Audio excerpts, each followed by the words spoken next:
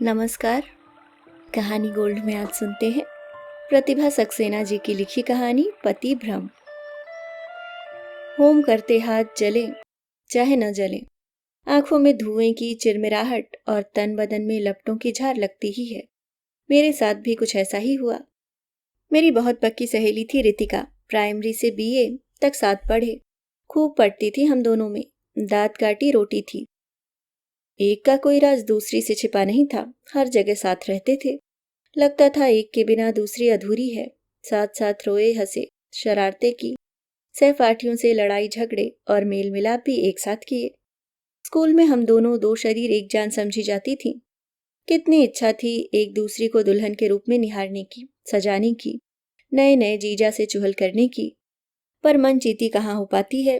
BA के बाद दोनों की शादियां भी 2 दिनों के अंतर से हुई। इतना कम अंतर रहा कि एक दूसरे के विवाह में शामिल भी ना हो सके।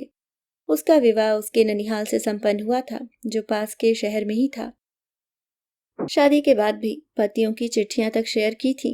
एक दूसरे से ससुराली नुस्खे सीखे थे, आगे के प्रोग्राम बनाए थे। मैंने तो हर तरह से उसे आदर मान किया, हर तरह से ध्यान रखा, पूरी खातिरदारी करने की कोशिश की। पर बदले में क्या मिला? तीखी बातें और बेरुखी। और नौबत यहाँ तक आ गई कि आपस में बोलचाल बंद, चिट्ठी पत्री बंद, घर वालों से एक दूसरे के हालचाल पूछना भी बंद। मुझे अक्सर उसकी याद आती है, उसे भी जरूर आती होगी। पर बीच में जो खाई पड़ी है, उसे पार करना न मेरे बस में रह गया है न उसके। होनी कुछ ऐसी हुई कि हम दोनों के विवाह भी छुट्टियों में तय हुए। वह अपनी ननिहाल गई हुई थी और वहीं पसंद कर ली गई, और इधर मेरी शादी का दिन मुकर्रर हुआ। उसके ससुराल वाले चटमंगनी पट ब्याह चाहते थे। नतीजन दोनों के फेरे 2 दिनों के अंतर से पड़ने थे। हाँ, बस 2 दिनों के अंतर ने हम लोगों को दूर कर दिया। एक दूसरे के विवाह में शामिल होने की तमन्ना मन ही मन में रह गई। नए क्रम में थोड़ा एडजस्ट होते ही दोनों को एक दूसरे की याद सताने लगी। नए नए अनुभव आपस में एक्सचेंज करने की आकांक्षा जोर मारने लगी। इधर मेरे पिताजी का ट्रांसफर हो गया और मायके जाने पर भेंट होने की संभावना भी समाप्त हो गई। दोनों के पति हमारी घनिष्ठता से परिचित हो गए थे। उनकी भी एक दूसरे से मिलने की इच्छा थी, और हम दोनों तो उतावले बैठे थे कि कब मुलाकात हो। एक दूसरे के पति को देखा तक नहीं था। शादी के फोटोज का आदान प्रदान हुआ था, पर हमारे यहाँ तो दूल्हा दुल्हन का ऐसा स्वांग रचाया जाता है कि असलियत जाना नामुमकिन। एक दूसरे से मिलने का मौका ही नहीं मिल रहा था। कभी मेरे घर की बधाई, कभी उसकी मजबूरियां। 1.5 साल निकल गया, तब कहीं जाकर एक साथ होने का प्रोग्राम बना। बना क्या, तलवार फिर भी सिर पर लटक रही थी कि कब किसके पति के सामने कुछ और इमरजेंसी आ जाए और मामला फिर टाएं टाएं फिस। इसीलिए कहीं दूर का नहीं, पास ही आगरे जाने का 2 दिन का कार्यक्रम बनाया। तय किया कि दोनों ट्रेन से टुंडला पहुंचेंगे और वहां से टैक्सी लेकर सीधे आगरे। 2 कमरे अच्छे से होटल में बुक करा लिए, एक तेरे लिए एक अपने। मैंने उसे बताया, लेकिन मेरे वाले तो इसी हफ्ते सिंगापुर जा रहे हैं, पता नहीं शुक्रवार तक लौट पाए या नहीं।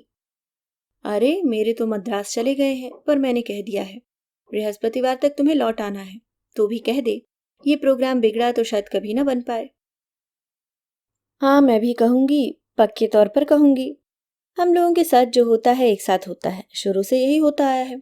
इस बार हम दोनों तो मिल ही सकती हैं, दोनों के पतियों के लिए कोशिश करें। एक के भी आ जाए तो आसानी रहेगी, पूरा न सही आधा ही सही, कुछ तो हाथ आएगा।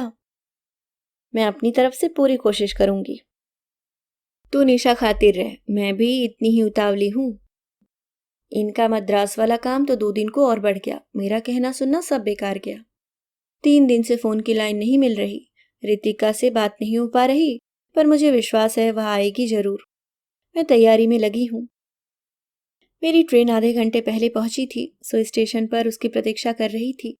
ट्रेन आई, मैंने उसे कंपार्टमेंट से झांकते देखा। उसने प्लेटफॉर्म पर डब्बे की तरफ बढ़ते देख लिया था। नीचे उतरते उसने हाथ की अटैची और बैग साइड में पटका और मुझसे लिपट गई। इतने में आवाज आई, प्रेम मिलन फिर कर लीजिएगा, पहले अपना सामान संभालिए। एक सूटेड बूटेड आदमी उसकी अटैची किनारे मेरे सामान के पास रख रहा था। आप नहीं देखते तो मेरी तो अटैची गई थी, धन्यवाद। वाह, क्या बढ़िया मैनर्स है, आपस में भी पति को धन्यवाद दे रही है।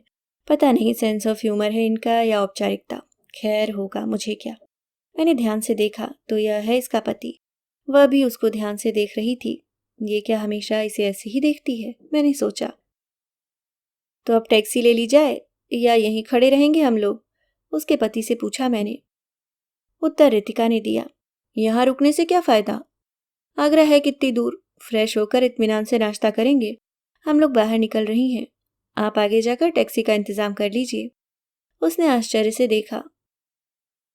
बोला, मैंने कहा, और नहीं तो क्या, हम लोग जाएंगी। आप यहाँ हैं तो आप ही को करना है। वह अपना बैग लिए लिए चला गया। रितिका बैग सामान में रखवा देती, बेकार उठाए उठाए घूमेंगे। तूने क्यों नहीं कह दिया, मेरा ध्यान ही नहीं गया। वो नहीं आ पाए, जरूर कुछ मजबूरी होगी। चलो एक का तो है, हैंडसम है तेरे पति। तेरे भी, वैसे फोटो से कुछ समझ में नहीं आया, उसके हिसाब से तो सामने होते भी पहचान नहीं पाती। हाँ मैं भी। कुली से सामान उठवाकर हम दोनों बाहर निकली। ब्याह के बाद पहली बार एक दूसरी को देखते जी नहीं भर रहा था। हम दोनों पीछे की सीट पर बैठ गईं। आप आगे ड्राइवर के पास, माइंड तो नहीं करेंगे? हमें बहुत बातें करनी है, क्या करें? आपका जोड़ीदार आ नहीं पाया। पर मैं आगरा नहीं जाऊंगा, यहाँ का काम करके मुझे वापस जाना है। अरे वाह, हम दोनों ने एक साथ कहा। क्या तमाशा है? रितिका ने कहा, आप भी वैसे ही निकले। काम फिर होता रहेगा, कल शनिवार है, परसों इतवार, परसों सोमवार को भी छुट्टी पड़ रही है, तब निपटा लीजिएगा अपना काम। अभी तो हम लोगों के साथ रहना है। कहने में मैं पीछे क्यों रहती? और क्या, अकेली छोड़ देंगे यहाँ? वह पशुपेश में पड़ गया। रितिका ने उसका बैग उठाकर अपनी तरफ रखा और बोली, चलिए बैठिए, इतनी मुश्किल से साथ रहने का मौका मिला और आप भाग रहे हैं। कितने दिनों में मिले हैं हम दोनों, आप साथ रहेंगे तो हम निश्चिंत होकर साथ रह पाएंगे। सिर्फ 2 ही दिन तो मिले हैं। कर ले मन की, कहाँ तो 2 शरीर 1 प्राण थी। देखिए मुझे चलने दीजिए, यूं आप दोनों के बीच रहना ठीक भी नहीं, अच्छी तरह एक दूसरे को जानते भी नहीं। जानने में क्या देर लगती है, बस जान लिया आपस में हमने। हम भागने नहीं देंगे, बड़ी मुश्किल से तो मौका हाथ लगा है। आप बैठिए भी, आगरा घूमे बिना हम आपको छोड़ने वाले नहीं। ऐसा था तो फिर आप वहीं से साथ ना आते। और क्या। 2 कमरे बुक कराए थे, एक में मैंने अपना सामान रख लिया। सबने चाय वाय पी, उन लोगों का बैग अटैची भी इसी कमरे में आ गए थे। आपका सामान साथ वाले कमरे में हो जाएगा। वो अपना बैग उठाकर चल दिया। तू भी ले जाना अपना सामान, मैंने रितिका से कहा। देख बेतुके मजाक छोड़, मैं इसी कमरे में रुकूंगी, तू चाहे तो जा। अरे चिढ़ती क्यों है, चल हम दोनों साथ साथ रहेंगे, रात में खूब बातें होंगी, पति के साथ तो हमेशा ही रहते हैं। और क्या, उसने हामी भरी। आज का दिन ताजमहल देखने में बिताया जाए। हम दोनों ने तय किया, टैक्सी कर लेते हैं, खाना रास्ते में कहीं अच्छा सा होटल देखकर खा लेंगे। उसका पति बड़ा अस्वाभाविक सा लगा, कुछ बेवकूफ सा भी। कभी मेरी शक्ल देखता, कभी उसकी, और झिझक झिझक कर व्यवहार करता। वह तो उससे भी फ्रीली बात नहीं कर रहा था, कैसे मियाँ बीवी हैं।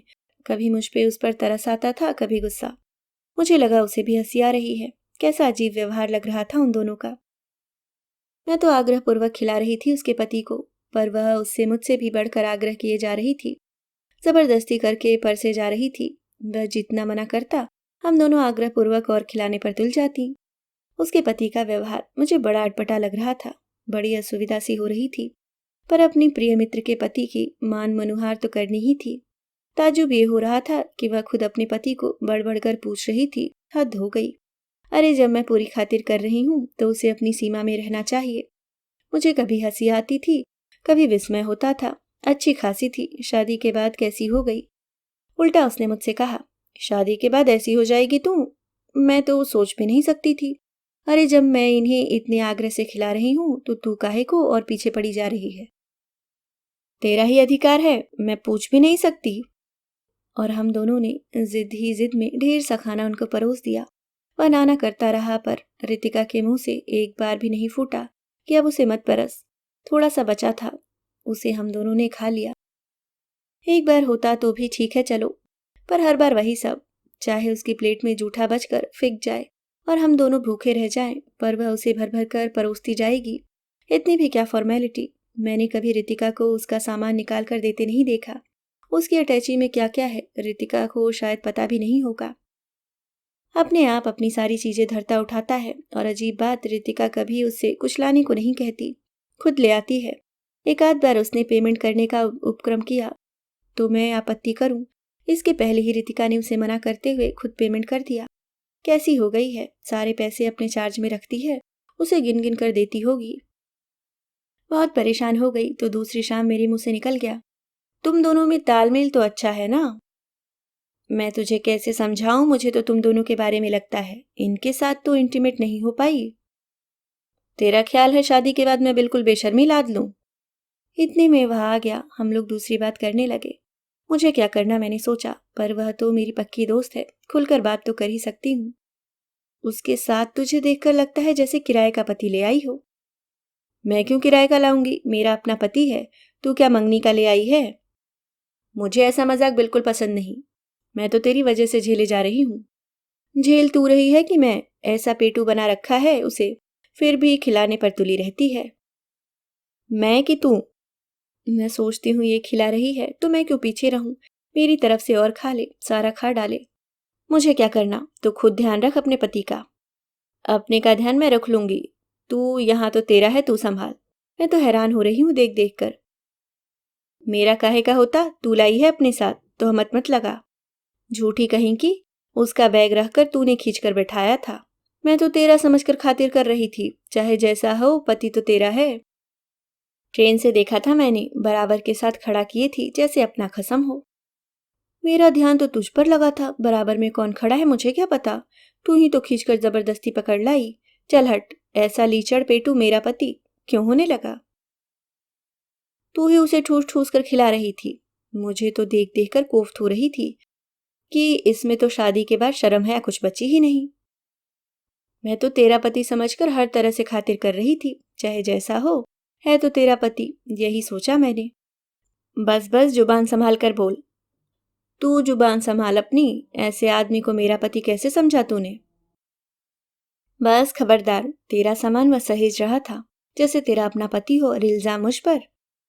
ट्रेन से देखा था मैंने, बराबर से साथ खड़ा किए थी जैसे तेरा खसम हो।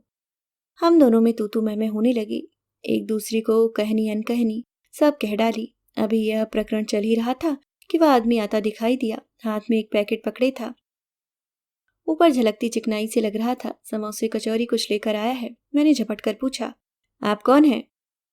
मैं तो। हम दोनों तुली खड़ी थी, वह कुछ घबरा गया। उसकी बात पूरी होने से पहले ही रितिका डपट पड़ी, आप हमारे साथ क्यों चले आए? अपने रास्ते नहीं जा सकते थे?